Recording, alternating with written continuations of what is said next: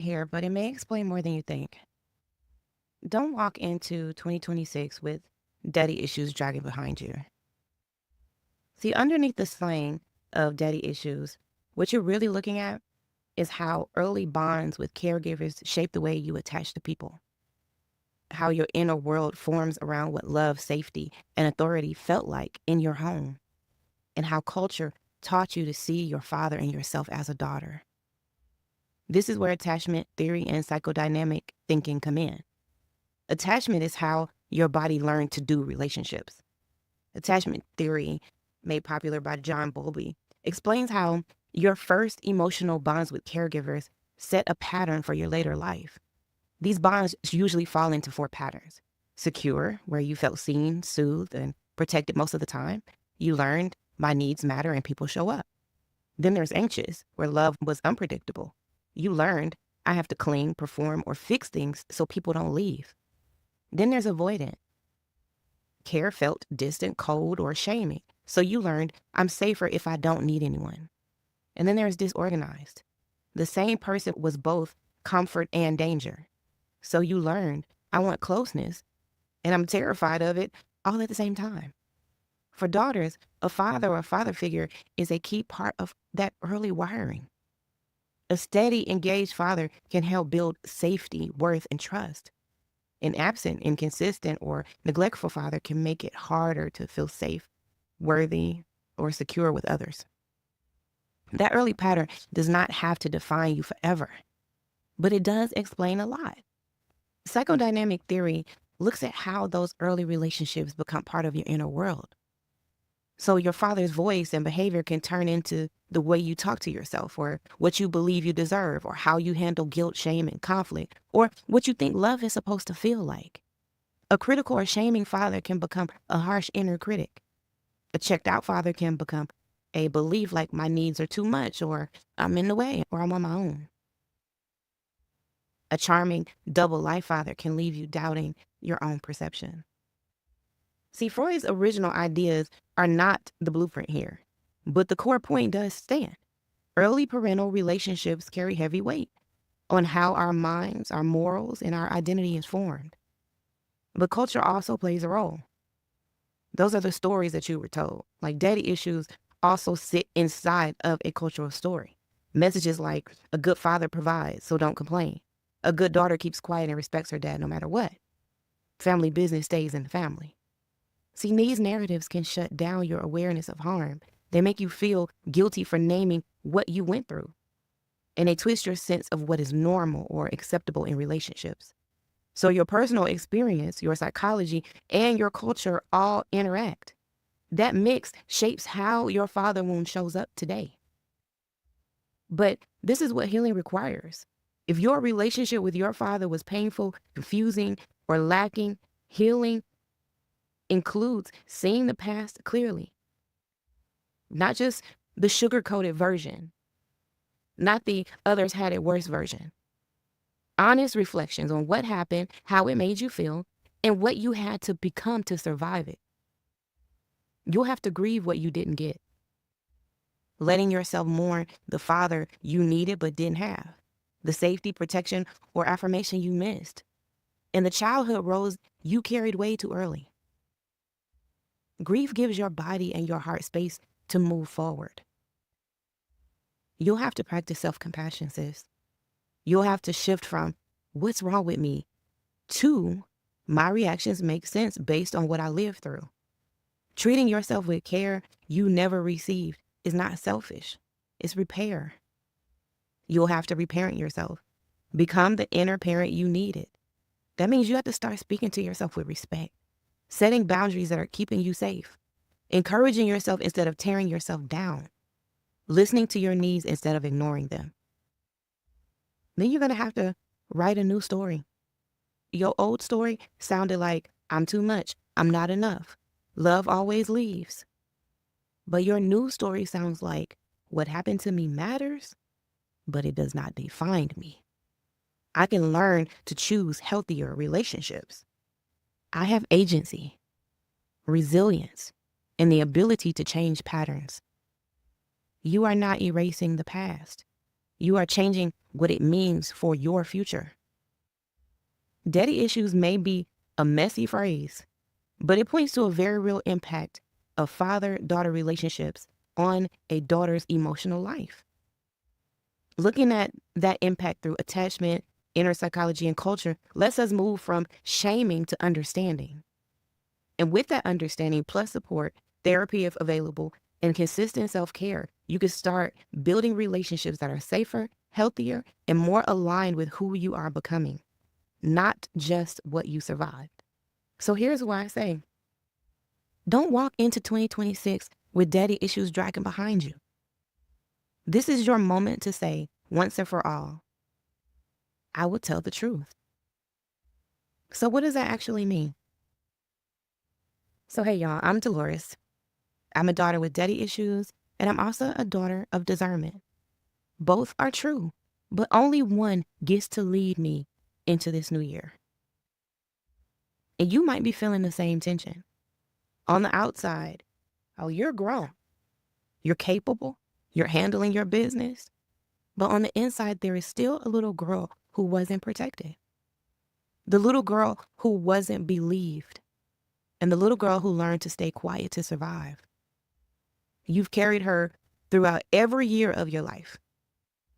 But the question is, are you going to drag those unspoken wounds into 2026 again? Or are you going to tell the truth? When I say don't walk into 2026 with daddy issues dragging behind you, I'm not shaming you. I am naming what happens when you refuse to face your father wound. You make 2026 promises with 1996 pain. You set goals with the same old patterns. You ask God for new while you're still clinging to what is killing you. Daddy issues dragging behind you looks like saying yes when you want to say no. Chasing people who keep rejecting you. Distrusting kindness but tolerating chaos. Calling it loyalty when it's really fear. You say you want peace, but you keep protecting the story that broke you. That's what has to change. So what does it mean to tell the truth, daughter? It means you stop performing and you start acknowledging. There are 3 layers of truth you need in 2026. There are 3 layers of truth you need in 2026. Truth about what happened, truth about how it shaped you, and truth about what you will no longer allow. So let's walk through each of those. The first one, truth about what happened. This is not the sugar-coated version. This is not the other people had it worse version. This is not the he was a man of God, so I can't say anything version. This is the plain version. He wasn't there, or he was there, but he was cruel, or he was charming in public and harmful in private, or he ignored you, or he sexualized you, or he used God and guilt to control you. You don't have to say it online. You don't have to say it to him. But you do have to say it to yourself. This is what I went through. This is real. You can't heal a lie. You can only heal what you are willing to name. Second, truth about how it shaped you. We like to act like we've moved on. But your life tells the truth your mouth refuses to speak. How did that relationship with your father shape you? Be honest. Did it teach you to beg for love? Did it teach you to expect abandonment? Did it teach you to stay quiet, to stay safe? Did it teach you that your needs are the problem? Did it teach you that men are gods and daughters are props? Daughter, look at your life. The way you pick partners. The way you handle conflict. The way you treat yourself in the mirror. The way you show up at work and church. Those are all receipts. This is not about blame. This is about understanding the script you were handed.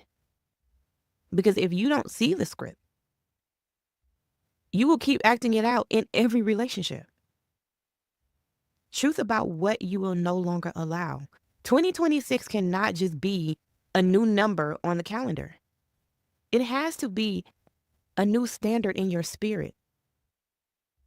You cannot control your father. You cannot rewrite your childhood. You cannot make people apologize. But you can decide, I will no longer let my father's voice be louder than God's voice. I will no longer call dysfunction family. I will no longer sacrifice my sanity for access to people. I will no longer stay in spaces where my discernment is punished. See, telling the truth sounds like, I love you, but I will not keep lying to myself to stay connected to you. I was hurt. It shaped me. And now I am responsible for healing me. My father may have started this story, but he will not write the ending. That is a level of truth that changes a year. How do you start now that 2026 is here? You don't need a perfect healing plan. You need honest first steps. So here's a few. Take one quiet hour and write what really happened. What really happened in your childhood without editing. Circle the patterns you still see in your life right now. Pray and ask, where am I still protecting what wounded me? Then choose one boundary that reflects the truth you've been avoiding. And it might be limiting conversations with a parent who constantly tears you down, or stepping back from a church that protects abusers over victims, or ending a relationship that keeps replaying your father wound. Small act, big shift. Because with every honest step, you are telling your nervous system, we are not that powerless little girl anymore. We are not trapped in that house anymore. We are allowed to protect ourselves now. So daughter, hear me. You deserve for 2026 to be clearer, calmer, more honest, more aligned with truth than with image. You will still be healing. You will still have to do the work, but you will not have to drag denial into another year. So just make this declaration with me. I'm not walking into 26 with daddy issues dragging behind me. I will tell the truth about my story. Tell the truth about my pain. Tell the truth about my patterns. Tell the truth about my worth. Your father helped shape your beginning, but your truth will shape your next chapter. But you have to step over that line and let truth walk with you in 2026. Leave the silence, the pretending, and the old scripts behind you. So if this stirs something in you, sit with it, journal it, talk to one safe person about it, and in the comments, tell me what hit you the most. And share this with a daughter who needs to know she's not crazy, she's discerning. And remember, you are important to me, and I need you to survive. Bye-bye for now.